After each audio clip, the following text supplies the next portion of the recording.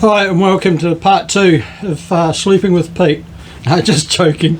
Part one was all about the cot that I've got underneath me. Part 2 is all about the setup I've got on top. It's nice and comfortable, it keeps me very warm, I can layer to suit what the temperature is, and it does actually feel like my own bed. So stick around and I'll explain the system to you. The biggest thing about sleeping outdoors, be it in a tent or in a swag or something like that, is it never feels like your own bed, and that's because we just hop in a sleeping bag and get all knotted up in there. We get too cold, or we don't have a decent mattress or insulation underneath to stop that cold coming up through the ground. One of the big problems also is that your air mattress, if you just sleep on your sleeping bag on your air mattress, it moves around, your pillow slips off, and you don't get a good night's sleep. You're up all night trying to move things around and get them back together. Well, my system comprises of a few parts, and I'll go through the parts and I'll show you how it's all set up. The sleeping bag is a Denali, D-E-N-A-L-I Capsule 500, and I'll put as much information as I can in the description. It's rated to -4 comfort rating, so it's a nice one. It only weighs 1.3 kilos, and I'd say they're a little bit over optimistic on the rating. And that's the first part, is the actual sleeping bag. For a pillow, I'm using one, it's just one I picked up at Anaconda, and I think it's Mountain Design. I'll pull it out in a minute and have a look.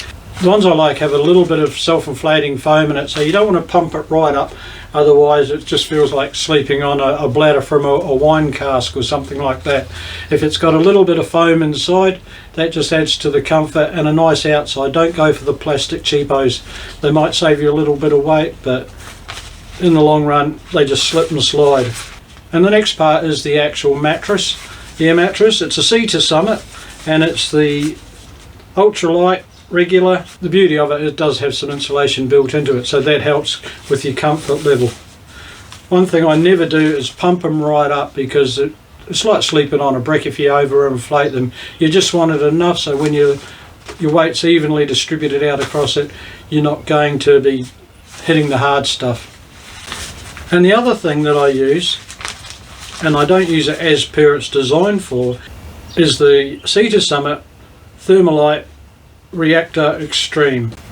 It's a sleeping bag liner, but I use it slightly differently, which I'll show you. The last item is my quilt. Now, I don't have to bring all these items with me depending on the weather. The quilt I picked up off eBay through a company. I don't know if they're still out there again, but there are still plenty of quilts out there and available. This one was by macgear.com, and it's rated to 40 degrees Fahrenheit, and it's a nice light one, and it packs up. I usually use it in my hammock. If I'm just jumping into the hammock, it's not too cold, or I've used my sleeping bag as an underquilt, and I have that thrown over the top of me, because if you've slept in a hammock, you know it's bloody hard getting in and out with a sleeping bag. So that's what I use on there. Right, these quilts, as I say, fold up very light, and if you're just going and it's a very warm night, you can just take that by itself. Typical quilts, they just have a box foot end, and you pull it up over you. You can just have that over as a quilt, and it works very well. There are some really nice ones out there if you do a little bit of research.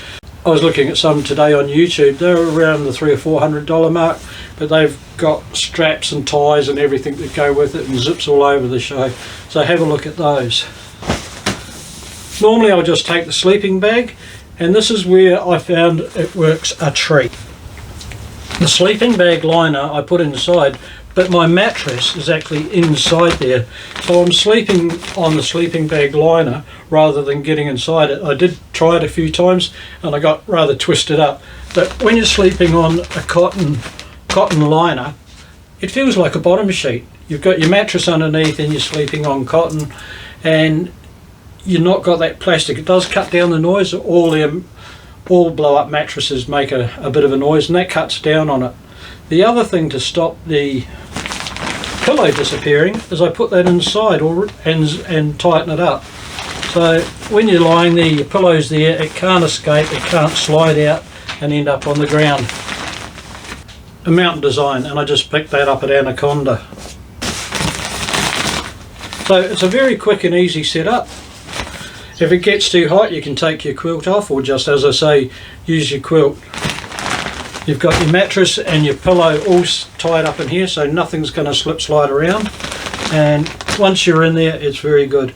I find with the quilt, I've got the quilt on, I don't actually do the zip all the way up because it gets quite warm, and again, if you're a side sleeper or you toss and turn, without the sleeping bag done right up, you've got a little bit more freedom of movement, and you can pull the quilt up around your ears.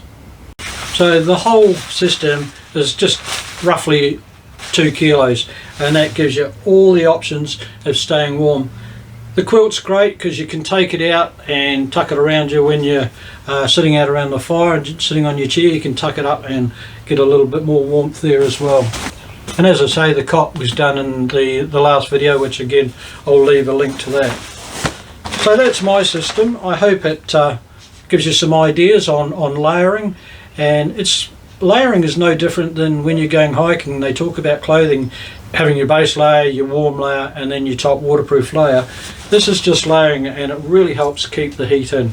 So underneath is where most of the cold comes from, and with it having a cot, you can poke all your bits and pieces in under there, your jacket or whatever else you've got, spare clothing, and all the bags that come with your gear, and that will help also insulate.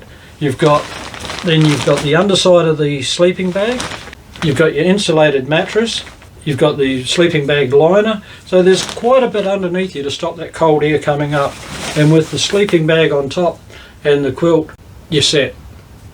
That's my system. I hope you enjoy this. I hope you get some ideas from it, and if you've got any questions, please leave them down in the comments and I'll get back to you as soon as possible. And if you enjoyed this, please give us a thumbs up. So keep the shiny side up, and we'll see you out there. Cheers.